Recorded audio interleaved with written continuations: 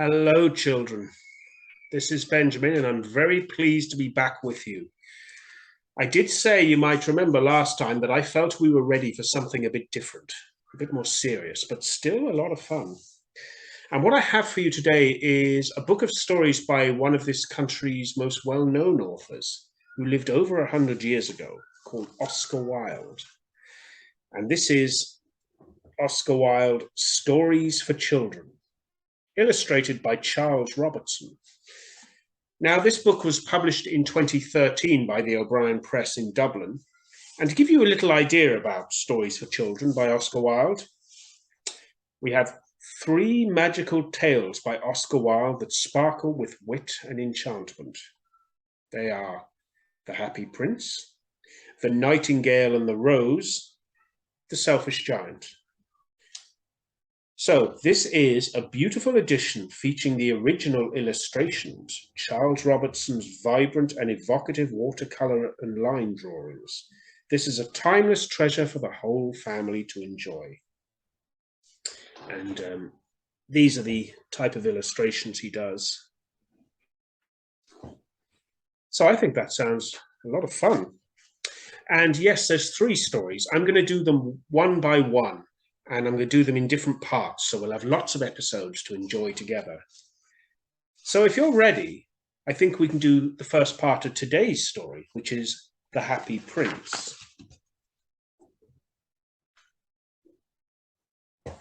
Okay, let's begin. The Happy Prince. High above the city, on a tall column, stood a statue of the Happy Prince. He was gilded all over with thin leaves of fine gold. For eyes he had 2 bright sapphires, and a large red ruby glowed on his sword hilt. He was very much admired indeed. "He is as beautiful as a weathercock," remarked one of the town councillors, who wished to gain a reputation for having artistic tastes. "Only not quite so useful," he added, fearing lest people should think him impractical, which he really was not. "Why can't you be more like the Happy Prince?" asked a sensible mother of her little boy, who was crying for the moon. "The Happy Prince never dreams of crying for anything." "I'm glad there is someone in the world who is quite happy," muttered a disappointed man as he gazed at the wonderful statue.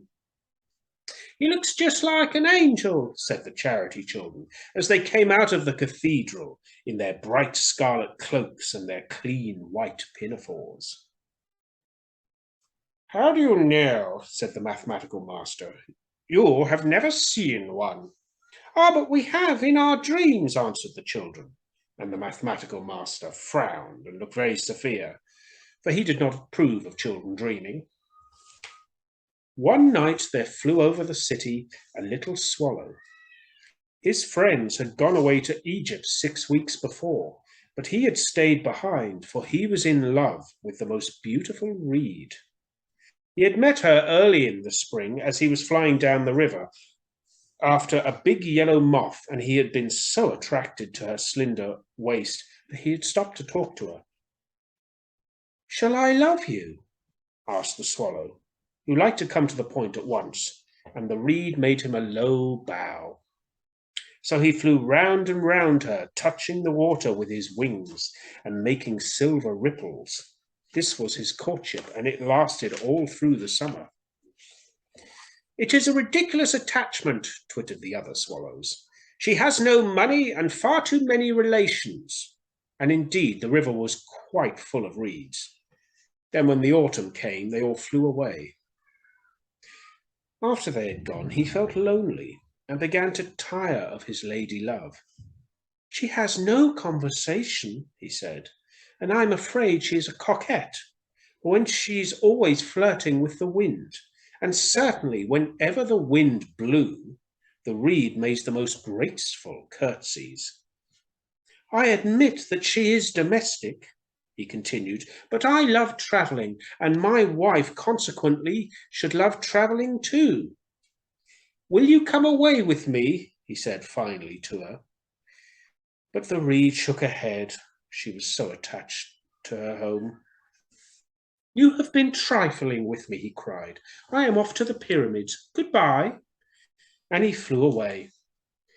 All day long he flew, and when night time arrived, he was at the city. Where shall I put up? He said. I hope the town has made preparations.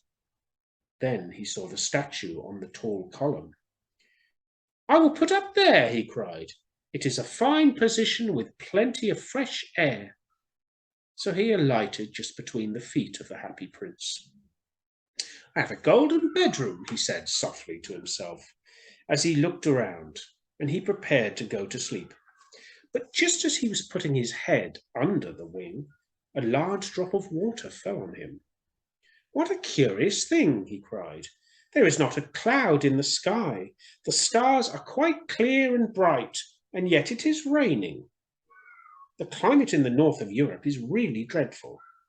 The reed used to like the rain, but that was merely her selfishness. Then another drop fell. What is the use of a statue if it cannot keep the rain off, he said.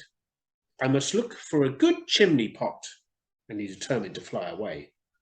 But before he had opened his wings, a third drop fell, and he looked up and saw. What did he see? The eyes of the happy prince were filled with tears, and tears were running down his golden cheeks. His face was so beautiful in the moonlight that the little swallow was filled with pity. Who are you? He said. I am the happy prince. Why are you weeping then? Asked the swallow. You have quite drenched me.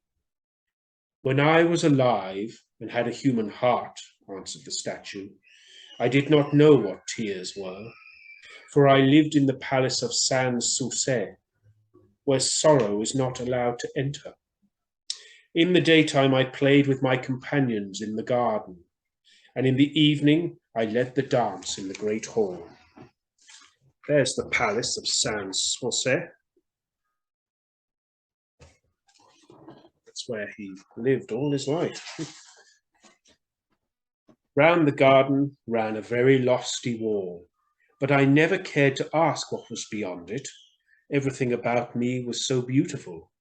My courtiers called me the happy prince, and happy indeed I was, if pleasure be happiness. So I lived, and so I died. And now that I am dead, they have set me here up so high that I can see all the ugliness and misery of the city. And though my heart is made of lead, yet I cannot choose but weep. What? Is he not solid gold? Said the swallow to himself. He was too polite to make any personal remarks out loud. Far away, continued the statue in a low musical voice, far away in the street, there is a poor house. One of the windows is open, and through it I can see a woman seated at a table. Her face is thin and warm, and she has coarse red hands, all pricked by the needle, for she is a seamstress.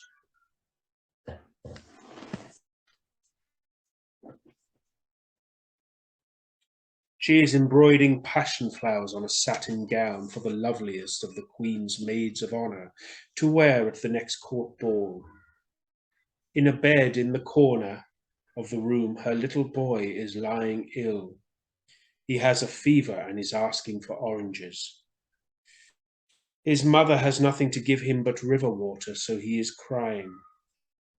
Swallow, swallow, little swallow, will you not bring her the ruby out of my sword hilt? My feet are fastened to this pedestal, and I cannot move. I am waited for in Egypt, said the swallow. My friends are flying up and down the Nile and talking to the large lotus flowers.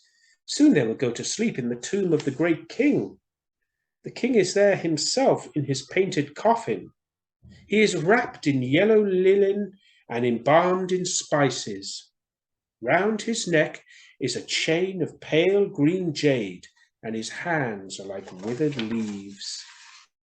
Swallow, "Swallow, little swallow," said the prince, "will you not stay with me for one night and be my messenger? The boy is so thirsty, and the mother is so sad."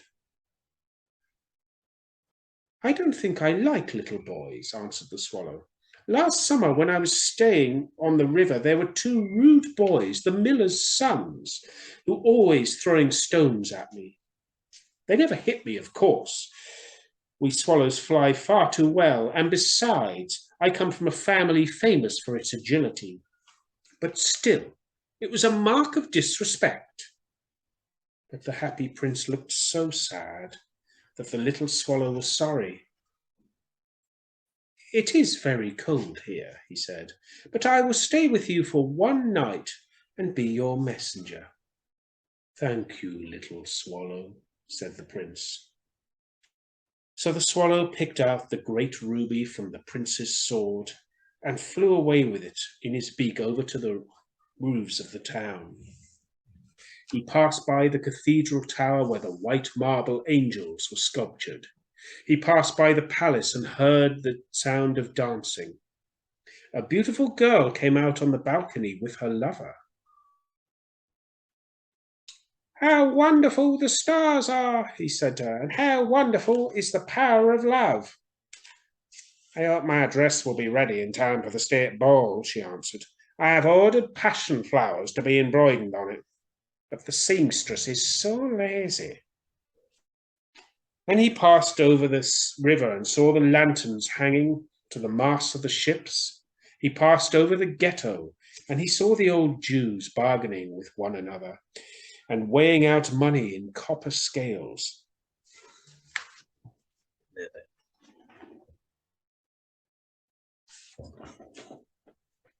At last he came to the poor house and looked in. The boy was tossing feverishly on his bed, and his mother had fallen asleep. He was so tired. In he hopped and laid the great ruby on the table beside the woman's thimble. Then he flew gently round the bed, fanning the boy's forehead with his wings. "How cold I feel," said the boy. "I must be getting better." And he sank into a delicious slumber. Then the swallow flew back to the happy prince and told him what he had done. "It is curious," he remarked, "but I feel quite warm now, although it is so cold." "That is because you have done a good action," said the prince. And the little swallow began to think, and then he fell asleep. Thinking always made him sleepy. When day broke, he flew down the river and had a bath. "What a remarkable phenomenon," said the professor of ornithology as he was passing the bridge.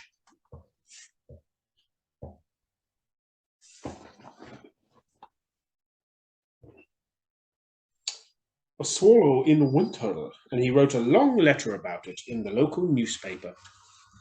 Everyone quoted it. It was full of so many words that could not be understood. "Tonight I go to Egypt," said the swallow, and he was in high spirits at the prospect. He visited all the public monuments and sat a long time on the top of the church steeple. Wherever he went, the sparrows chirped and said to each other, "What a disturbing stranger!" So he enjoyed himself very much. So, that's the end of the first part of the story. Now, I don't think the swallow will leave without saying goodbye to his new friend. So we'll come back soon and find out what happened then. It's really good to be with you again, and I'm looking forward to the next part of the story. So till then, have a great day, friends. I'll see you soon. Bye-bye.